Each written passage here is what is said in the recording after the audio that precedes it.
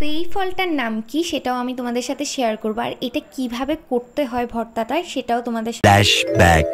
তো কি অবস্থা জনগণ, সবাই কেমন আছো? আশা করি তো তোমরা মোটামুটি সবাই ভালো আছো। তো তোমাদের সাথে আজকে নতুন একটা রেসিপি শেয়ার করতে চলে আসলাম। আসলে কোনো আগুনও লাগবে না, হাত দিয়ে হাত পুড়িয়ে আবার রান্নাও করতে হবে না, এমন একটা জিনিস নিয়ে এসেছি। এমন একটা ভর্তা, যারা গ্রামে থাকো তারা বেশিরভাগ এই ভর্তাগুলা খেতে পারবা, কারণ শহরে এরকম কাঁচা গাব বিক্রি করে না, শহরে তো গাব পাকনাগুলা বিক্রি করে। আর বাসায় আসছি এরকম কিছু ভর্তা না বানাইলে কি হয়, আরও যদি হয় গ্রামের বাড়ি। আমি বিয়ের আগে প্রতিদিন আমার এলাকার যত মেয়ে আছে সবাই আমার কাছে আসতো।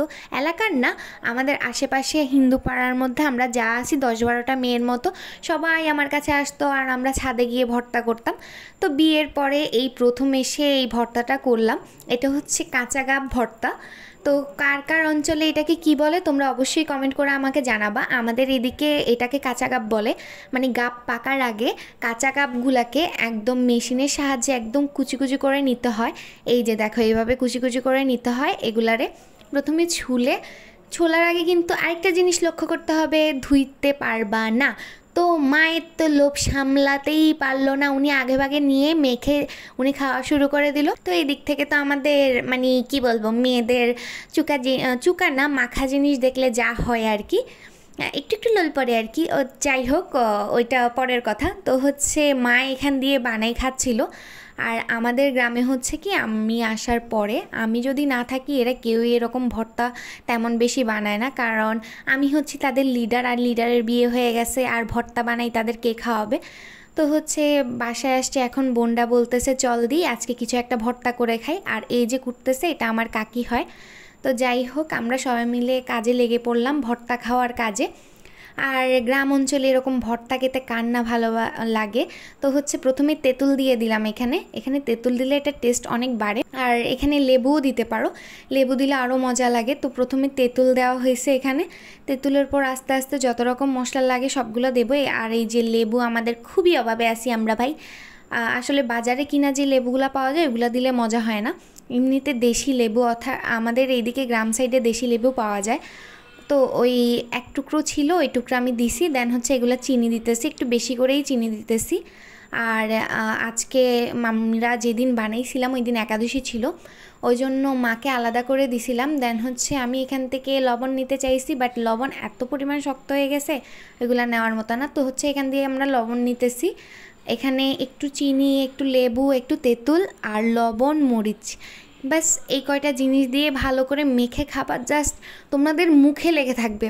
আর আমি আসছিও এমন সময় যে সব রকম ফল প্রায় শেষ হয়ে গেছে। এখন আশেপাশে আমরা শুধু খুঁজতেছিলাম যে কিসের ভর্তা করা যায়, কিসের মাখা করা যায়।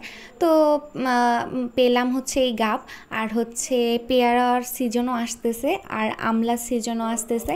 আর আমলা পেয়ারা আস্তে আস্তে আমি চলে যাব শহরে, তখন আর আমার শ্বশুরবাড়িতে চলে যাব, তখন আর এগুলা মাখাও তেমন হবে না।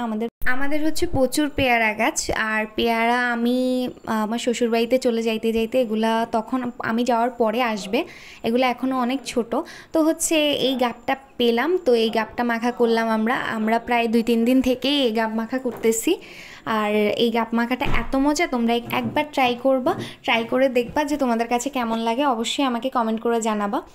আর হচ্ছে আমরা গ্রামের মেয়েরা বিশেষ করে এইসব ভর্তা খেতে প্রচুর ভালোবাসে, শুধু গ্রাম না, শহরে যে কোনো মেয়েরাই, মানে যে কোনো মেয়েই ভর্তা খেতে কার না ভালো লাগে। তো ভাবলাম যে তোমাদের সাথে একটু শেয়ার করি আমরা সবাই মিলে কতটা মজা করে এগুলো করি। আসলে খাওয়ার চেয়ে কী হয়, অনেকজন মিলে যখন একটা জিনিস বানানো হয় বা মাখা হয়, তারপর ওইটা খাওয়ার পর ওই জিনিসটার মজাই হচ্ছে আলাদা। কিন্তু একা একা বসে থেকে বা একা একা বসে এগুলা বানানো আসলে আমি সত্যি অনেক মিস করি। আমি বিয়ের আগে আমার সব বোনরা, আমার ভাইজিরা সবাই আসতো আমার কাছে, বলতো দিদি, পিসি, কারো পিসি হইতাম, কারো দিদি হইতাম। তো বলতো যে পিপি, দিদি, চল আমরা ভর্তা বানাই, এটার ভর্তা আজকে, ওইটার ভর্তা কালকে। তো অনেক মজা করতাম, সত্যি ওদেরকে আমি অনেক মিস করি।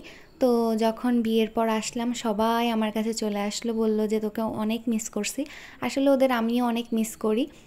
আর বিশেষ করে এইসব ভর্তা যখন সবাই মিলে আমরা বানিয়ে খাই, এগুলোর মজাই আলাদা। তো রেডি হয়ে গেছে আমাদের গাব ভর্তা। কে কে খাবা তাড়াতাড়ি চলে আসো। তো আমরা আবার বাইরে থেকে আইসক্রিম নিয়ে আসছি, এটা হচ্ছে আমাদের স্বভাব। আমরা আইসক্রিম না খেলে আমাদের চলে না। আর একে পাঠাইছিলাম আইসক্রিম আনার জন্য,